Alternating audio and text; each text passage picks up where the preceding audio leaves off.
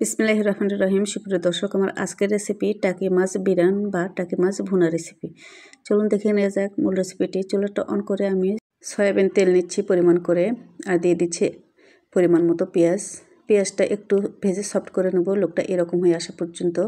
আর এ পর্যায়ে দিয়ে দিচ্ছি 1 টেবিল চামচ পাঁচফোড়ন। পাঁচফোড়নটা ভালো করে ফুটিয়ে নেব আর রান্নার সাথে মিক্স করে নিচ্ছি।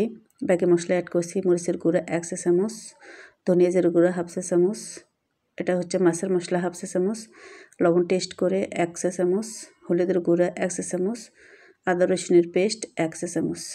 সবগুলো মশলা ভালো করে পেঁয়াজের সাথে ভুনিয়ে দেবো, লোকটা এরকম হয়ে আসা পর্যন্ত, যেটা দেখতে পাচ্ছেন। এই পর্যায়ে দিয়ে দিচ্ছি টাকি মাছ, পরিষ্কার করে রাখা টাকি মাছ। এখানে আমি 6 থেকে 7টি বড় সাইজের টাকি মাছ ইউজ করেছি।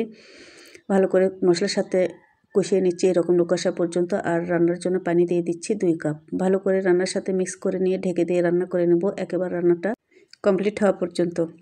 মাঝখান থেকে ঢাকনা খুলে একবার নেড়ে চেড়ে দেবো আর রান্নাটা একেবারে আমার কমপ্লিট। পরিবেশনের জন্য তুলে নিচ্ছি। দর্শক, তৈরি হয়ে গেল অনেক মজাদার টাকি মাছ বিরান কিংবা টাকি মাছ ভুনা রেসিপি, যে যাই বলেন। খেতে কিন্তু অসাধারণ। সেম রেসিপি ফলো করে একবার ট্রাই করতে পারেন, আশা করছি ভালো লাগবে। সবাই অনেক অনেক ভালো থাকুন। আসসালামু আলাইকুম।